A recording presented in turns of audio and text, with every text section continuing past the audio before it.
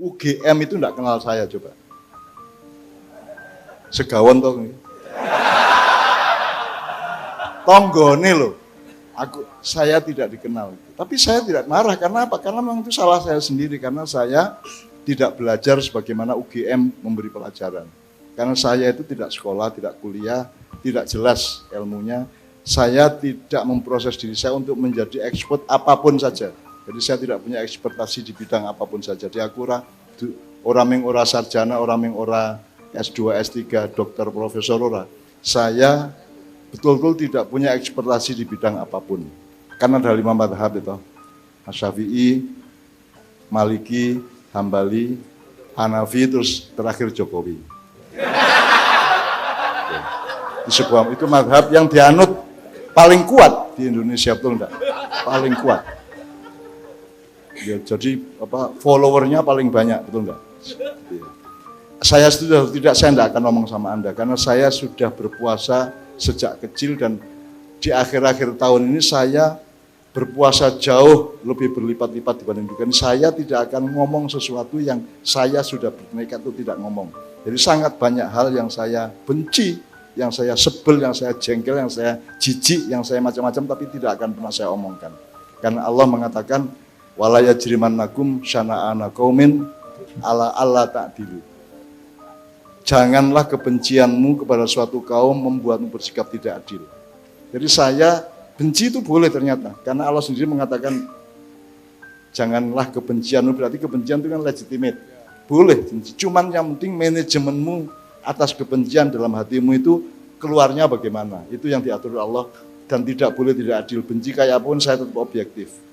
Ya, saya tetap opo anane gitu kalau saya ngomong gitu ya. Meskipun opo anane ya ora entuk toh. Engko nek opo anane menguntungkan kadrun cebong nesu. Nek opo anane iku nguntungke cebong kadrun nesu. Jadi sekarang itu pokoknya aku wanine ngomong ki karo Gusti Allah tok.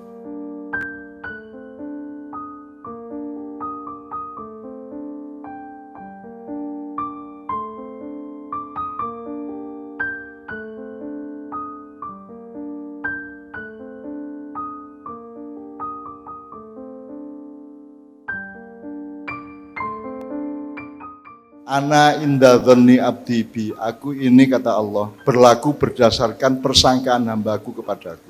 Kalau mereka bilang rizki dan karena mereka husnudzon kepada Rahman Rahimku maka Allah akan mengabulkan. Ngono ya Rek ya. Oke, ini untuk awal saya langsung sinau bareng udan gitu ya.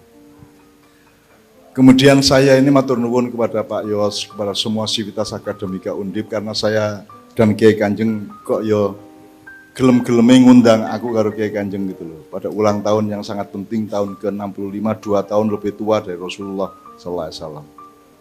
Aku dhewe wis luwih tua, aku wis meh 70 Pak Sedrat meneh Pak ya. Nah Undip telah tua dari saya. Saya itu ke Undip pertama tahun 1973. Waktu itu ada Kongres Nasional Himpunan Mahasiswa Islam, pergantian dari ketua lama Ridwan Saidi masuk ke ketua yang baru namanya Syarif Najib Romas. Nah, aku dikon ceramah umum, modar aku. Waktu itu saya baru tamat SMA. Dan saya tidak paham sampai hari ini kok aku dikon ceramah umum nih HMI karepe piye. Sampai hari ini saya tidak paham dan tak eling-eling aku gak biyen iki ngomong apa aku. Tapi itu saya betul-betul nervous. Jadi saya sebelum acara maju ke podium itu saya nang kamar mandi sik kudu nguyuh terus kayak gitu. Jadi pokoknya nervous lah gitu. Dan saya eling-eling nganti saiki aku kayak ngomong apa zaman kuwi aku ora ngerti apa-apa. Aku metu saka Gontor sedelet 2 tahun diusir. Terus aku sekolah SMA, terus aku nulis ning koran, tiba-tiba saya disuruh ceramah umum di Kongres HMI Nasional. Dan itu saya tidak paham sampai hari ini. Termasuk malam ini juga saya tidak begitu paham diundang oleh Pak Rektor ke sini. Semakin besar ketidakpahaman saya dan keheranan saya, semakin tinggi rasa syukur saya kan gitu kan. Koyo gelem-gelemnya alhamdulillah gitu ya. Karena saya ini sama dunia kampus sudah tidak sambung 10 tahun lebih. Aku ora tahu diundang karo kampus-kampus Pak. Menurut suwe banget gitu ya. Mungkin terakhir di Undip waktu apa itu Pak? 2015. Jadi ternyata 7 tahun yang lalu saya diundang ke Undip. Terakhir itu yang paling Kiai Kanjeng sama saya itu paling ke UNER, ke ITS, tapi selebihnya enggak. UGM itu enggak kenal saya coba. Segawon toh. Tonggone loh. Saya tidak dikenal. Tapi saya tidak marah, karena apa? Karena memang itu salah saya sendiri, karena saya tidak belajar sebagaimana UGM memberi pelajaran. Karena saya itu tidak sekolah, tidak kuliah, tidak jelas ilmunya. Saya tidak memproses diri saya untuk menjadi expert apapun saja. Jadi saya tidak punya ekspertasi di bidang apapun saja. Jadi aku orang yang ora sarjana, orang yang ora S2, S3, dokter, profesor ora. Saya betul-betul tidak punya ekspertasi di bidang apapun. Jadi saya dianggap agamawan ya dudu wong aku seniman. Dianggap seniman ya ora diakoni wong aku sering kasih pengajian. Bahkan tadi pembawa acara mengatakan kita tunggu petuah-petuah, ndasmu petuah apa aku.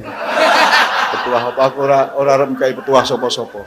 Aku iki karo uripku dhewe modar ambyar aku gitu. Jadi saya itu tidak punya hak dan tidak merasa mungguh apapun untuk memberi tausiah kepada orang lain, dan saya belum akan memberi wasiat apa-apa gitu ya. Jadi makanya kita pilih sinau bareng. Bukan pengajian, bukan ceramah, bukan tausiah, bukan apa liyane rek. Enggak, yang kita lakukan adalah sinau. Jadi wanine iki aku sinau bareng kowe kabeh, bareng-bareng sinau. Sebab nek aku sing ngandani kowe apa bondoku, aku ora ngerti ilmu agama, aku ora ngerti kitab kuning, aku ora menguasai bahasa Arab, bahasa Al-Quran, dan pokoknya saya tidak memenuhi syarat. Kalau saya menguasai kitab kuning kan saya bisa jadi wakil presiden seperti Pak Ma'ruf Amin. Kalau saya menguasai kitab kayu kan saya bisa jadi presiden seperti Pak Jokowi. Nah, saya kan tidak menguasai apa-apa, jadi saya isane ning wanine ning sinau bareng karo anak-anakku, putu-putuku kabeh gitu ya. Itu pertama. Saya tidak memahami ilmu-ilmu sosial, ilmu-ilmu spiritual maupun ilmu-ilmu eksak ya. Jadi saya tidak paham, tidak punya pengetahuan mengenai misalnya apa? Misalnya dunia ekonomi atau bisnis, baik pada level effort maupun level leverage gitu. Saya enggak ngerti sama sekali. Makanya saya miskin sampai sekarang. Jadi saya bukan pelaku ekonomi dan juga tidak punya keahlian tentang perekonomian.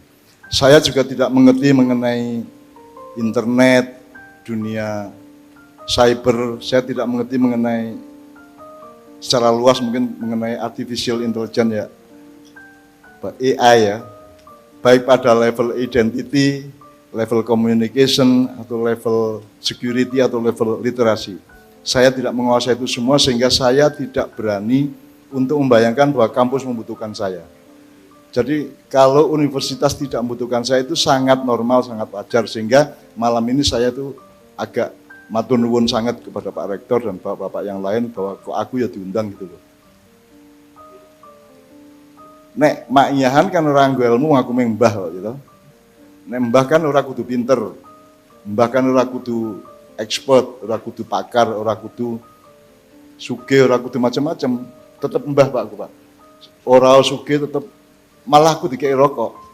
Sehingga saya gagal berhenti rokok karena putuku ini ngekei rokok wae terus.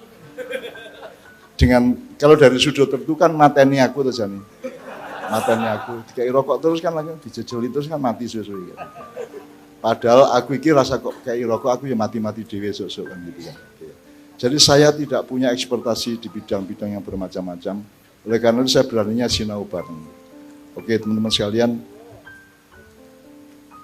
ini malam ini kita coba daya gunakan sedemikian rupa. Saya mohon kepada Pak Rektor dan Bapak-bapak yang lain untuk ikut nyinaoni awake dhewe ya. Kowe nek bahasa Indonesia kan ono belajar, ono mempelajari, ono macam-macam ya, ada levelnya ya. Kalau sering kita omongkan di maknya kan ada tadris atau tadarus. Tadris itu mempelajari secara luas sosial, kalau tadarus itu ke dalam diri kita. Terus ada taklim atau ta'alum. Kalau taklim itu ya belajar bareng-bareng, kalau ta'alum itu belajar ke dalam diri kita. Terus ada ta'rif, ada ta'aruf. Terus ada lagi takdib, ada ta'adub. Kalau takdib itu membiasakan peradaban di antara kita. Terus kalau ta'adub itu kita memberadabkan diri kita, ta'adub. Jadi ada banyak terminologi yang kita pakai selama ini di Ma'iyah. Jadi pokoknya malam ini kalau bisa kita daya gunakan sebenarnya. Dan mumpung ada beliau-beliau kita tanya. Karena tadi saya sudah mengobrol di ruang ganti di tempat transit tadi sangat banyak dan ternyata beliau-beliau ini orang Ma'iyah. Dalam arti esensial, bukan dalam arti bendera, bukan dalam arti organisasi gitu ya. Karena Ma'iyah juga tidak akan pernah menjadi organisasi, tidak akan pernah punya bendera, ono lambangnya, tapi duduk gendero gitu.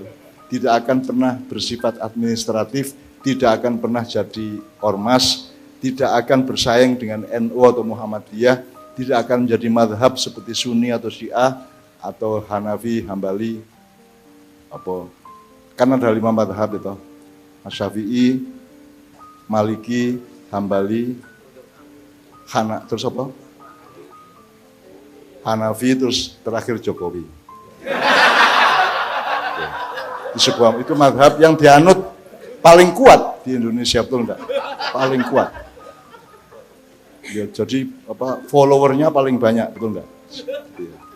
Saya tidak akan ngomong sama Anda karena saya sudah berpuasa sejak kecil dan di akhir-akhir tahun ini saya berpuasa jauh lebih berlipat-lipat dibanding dulu. Saya tidak akan ngomong sesuatu yang saya sudah bertekad itu tidak ngomong. Jadi sangat banyak hal yang saya benci, yang saya sebel, yang saya jengkel, yang saya jijik, yang saya macam-macam, tapi tidak akan pernah saya omongkan. Karena Allah mengatakan, wala yajrimannakum syana'ana qaumin ala alla ta'dilu. Janganlah kebencianmu kepada suatu kaum membuatmu bersikap tidak adil. Jadi saya benci itu boleh ternyata, karena Allah sendiri mengatakan, janganlah kebencianmu, berarti kebencian itu kan legitimate.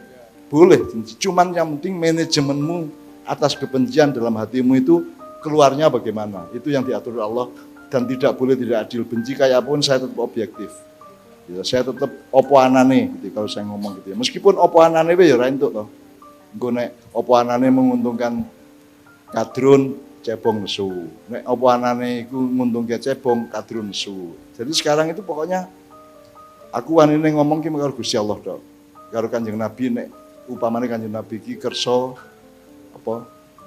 dawuh nang aku gitu. Tapi Kanjeng Nabi itu kan sukanya kan ke Tuban, Gresik, Lamongan, itu kan banyak habib-habib di sana turunannya. Sampai saya tuh jengkel Kanjeng Nabi jenengan kok selengane belakra anang Tuban. Ora tau nang Yojo babar pisan to. Apa mentang-mentang ning kono ana klenike apa piye gitu. Jadi kan jadi Rasulullah itu kita sering di YouTube membaca bahwa Gus ini kan didatangi Rasulullah kadang-kadang seminggu sampai 2 kali gitu kan. Aku ya gumun, jadi suwe-suwe aku rada jengkel karo Kanjeng Nabi. Kok blakra anang Jawa Timur terus ora tau nang Yojo blas sih. Gitu. Apa mergo ana Ratu Emas apa ya? Apa sebabnya kok ora nang Yojo, kok aku ora tau diliki gitu loh. Ternyata Rasulullah itu pilih terus ke Jogja. Yang buta saya, jadi saya itu tidak punya kemampuan rohaniah untuk bisa melihat dan berjumpa dengan beliau, karena saya ngerti ini duit gitu, jajan, panganan, pokoknya sing kasat moto dan yang ilmu katon tok. Sehingga ketika Rasulullah datang itu saya tidak peka dan tidak bisa melihat, tidak bisa menemukan kehadiran beliau. Makanya aku sergip selawatan apa supaya upama Kanjeng Nabi ora cedak karo aku, sing penting aku nyedak nak karo Kanjeng Nabi. Sebab aku ora iso jamin Kanjeng Nabi cedak karo aku ora. Anda takorup kepada Allah, itu yang tak korup kan Anda mendekat kepada Allah. Tapi apakah Anda terus berkesimpulan Allah juga dekat sama Anda? Burung karuan toh? Oke, tidak ada masalah. Kita tidak akan pernah tahu Allah dekat sama kita apa tidak. Tapi yang penting kita tegaskan, kita teguhkan, kita setia dan kita istiqomah. Kita terus menerus mendekat kepada Allah dan Kanjeng Nabi Muhammad SAW. Kan gitu. Perkara hasilnya monggo kita percaya kepada Rahman Rahim tadi, seperti beliau tadi katakan. Kita sangat yakin dengan Ar-Rahman, Ar-Rahim. Ya. Bahkan kita juga sangat yakin kepada Ar-Rauf. Rahim itu juga sifat Allah, ya sifat Rasulullah menurut Allah. Jadi kalau menurut para ulama, Rasulullah itu sifatnya apa? Siddiq, amanah, tabligh, fatona. Itu menurut jumhur ulama, menurut kesimpulan para ulama. Tidak salah, itu benar juga. Meskipun pemaknaannya bisa berbeda-beda, tafsirnya bisa beda-beda. Saya selama ini kan siddiq itu disebut jujur gitu kan. Kalau saya enggak, sungguh-sungguh, tenanan. Uripe iki tenanan gitu kan. Nek kowe tenanan, kowe iso nek kue tenanan, kue dadi wong amanah ya. Salah satu produk tenanan itu kue jujur. Itu menandakan kamu tenanan. Jadi kalau saya sidik itu tenanan. Makanya misalnya menjadi kata sodako itu artinya mergo wonge tenanan ora tega ndelok wong melarat dhek sodako. Jadi sodako dudu ngekei. Sodako itu hasil dari orang yang hidupnya sungguh-sungguh mencintai orang lain sesama manusia, maka dia kemudian punya ide untuk memberi kepada yang lain. Jadi itu produk dari sidik. Kalau kamu sidik baru amanah. Nek kamu ingin amanah tapi tidak sidik, tidak bisa. Kalau kamu sudah sidik sehingga amanah, maka kamu punya hak untuk tabligh, kan gitu kan? Al tabligh piye nek kowe ora amanah, kowe ora. Nah, selain kan banyak sekali tabligh yang tidak didasari amanah sama sidik gitu kan. Akhirnya dadi kaya ngene wong Islam saiki ning Indonesia. Dan tidak ada fatonah karena tidak ada dialektika dari 3 dimensi tadi, sidik, amanah, tabligh, sehingga tidak memproduksi fatonah, tidak punya kecerdasan untuk melihat keadaan, tidak punya kecerdasan masa depan, tidak punya algoritma untuk memahami apa yang terjadi dengan negara ini, dengan dunia ini, dengan manusia, dengan warga negara, dengan masyarakat, dan sebagainya. Itu tidak punya kecerdasan sehingga sampai hari ini ngono-ngono itu mengemis, golek kuoso, melu nyolong kan gitu kan, ngono-ngono itu. Jadi karena tidak punya fatona.